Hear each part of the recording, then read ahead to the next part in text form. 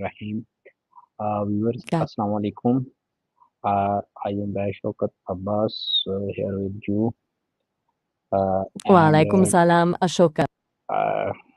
my guest And is then you were artificial intelligence with the new topic for discussion, understanding the basic of financial independence. Uh, okay. uh, Maya, Financial. what is financial independence? Right. Let's start there. Financial independence to me is having enough income, ideally passive income, to cover your living expenses without needing to work. It's not necessarily about being rich, it's about having control and options. What does that definition resonate with you as? Okay, what is passive income? Good question. Passive income is income that requires minimal effort to earn and maintain. Think of it like building something once that continues to give you returns. Rental income, dividends from investments, or even royalties from something you created are examples. It's not entirely passive. There's usually upfront work, but it doesn't require a constant trade of your time for money like a job does. Does that make sense? Okay, Maya, how a low income person uh, earn passive income or manage this? That's a really practical question. For someone with a low income, building passive income can feel daunting, right? It's less about huge investments and more about small, consistent efforts. Things like high yield savings accounts, even just consistently putting a little aside, can start building something. Selling digital products online, templates, ebooks, even just good photos requires initial work, but can generate small streams of income. It's about finding opportunities that fit within existing constraints. What are your thoughts on that? Does anything jump out as potentially doable? Maya, in Pakistan, the Just quickly, okay, listen, please listen to me. In Pakistan, the average salary of a person is below is 40,000 or below this amount. It is gotcha. very little amount for a month. But here in Pakistan, inflation rate is very high. In this situation, people so how build passive income? I don't understand this. You're right. To push on that minus 40,000 a month with high inflation, that's tough. It makes building passive income even harder, and the usual advice often feels tone deaf. I guess what I'm realizing is that passive in that context is less about completely hands off and more about finding side hustles that can be scaled up. Things like freelance writing or graphic design, offering a skill online, might require work, but could potentially supplement income without needing a huge initial investment. It's about leveraging skills rather than capital, right? Does that feel more realistic given the situation in Pakistan? Okay, thank you. Now we move to general questions. How do saving contribute to long-term financial security?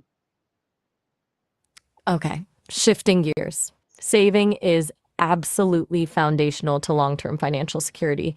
It's not just about having money for emergencies, although that's huge. It's about building a buffer against unexpected things, sure, but also about creating opportunities. Savings give you options to invest, to start a business, to pursue education.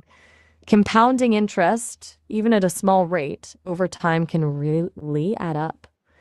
It's about delaying gratification now for a more secure future. Does that resonate with how you see it? What role does investing play in becoming financially independent? Investing is where saving really starts to accelerate your path to financial independence. Saving builds the foundation, but investing puts that money to work. It allows your money to grow at a rate that generally outpaces inflation, building wealth over time.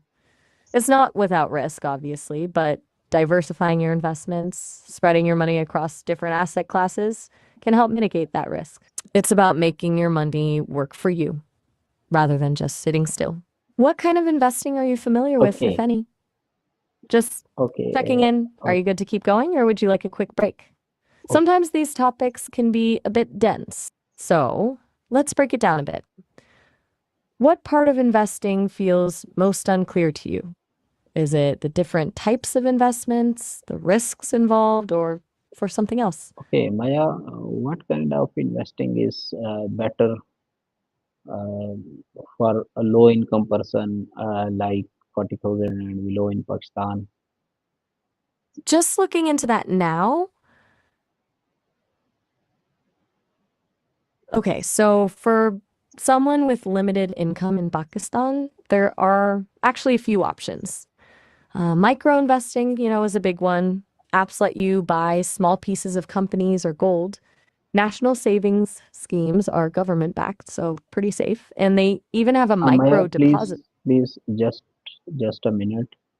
In Pakistan, the gold price is 4 lakh and above per 12 gram. And how low income person purchase this gold? But you're right to question that. My information was off. Gold prices are significantly higher. 4 legs. That doesn't make sense. Sorry about that. 4 lakh A quick and above. tease. Weirdness around the end. Like, again, just one moment.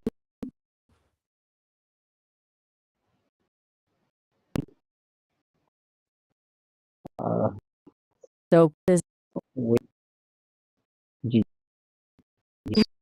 didn't explain. I and awful. Forget about the gold for now. It's not realistic given the current position. And I apologize. Let's refocus on the more accessible options I mentioned earlier. National savings and micro. micro investing is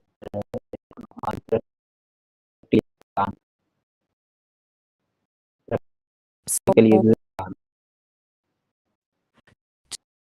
just to so several options do actually there are apps like Mahahan that let you start investing with as little as 1,000 Pakistani rupees.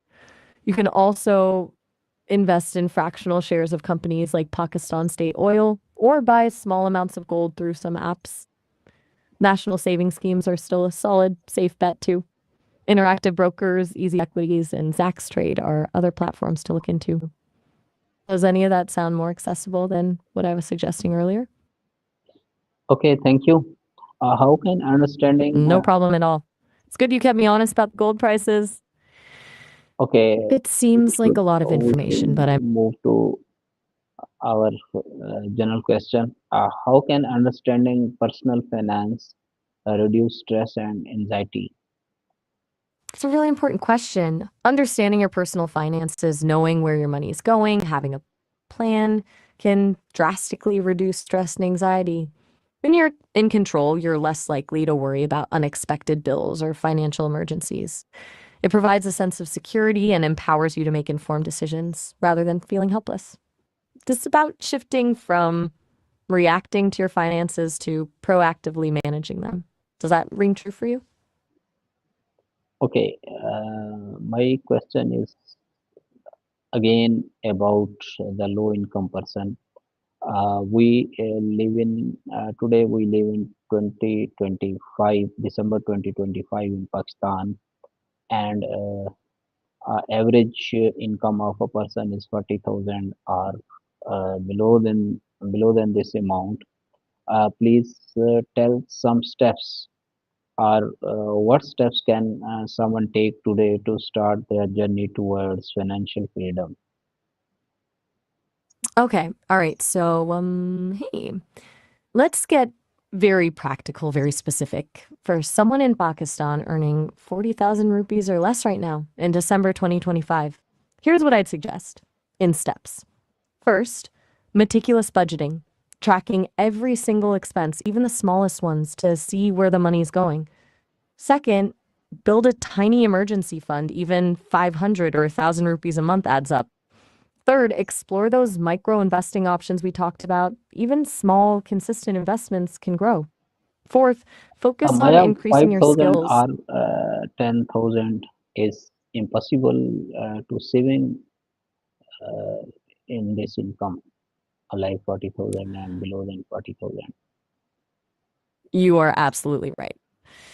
My apologies. 5 or 10,000 is completely unrealistic on that income. I keep Yes, defaulting to according a to this broader income. perspective.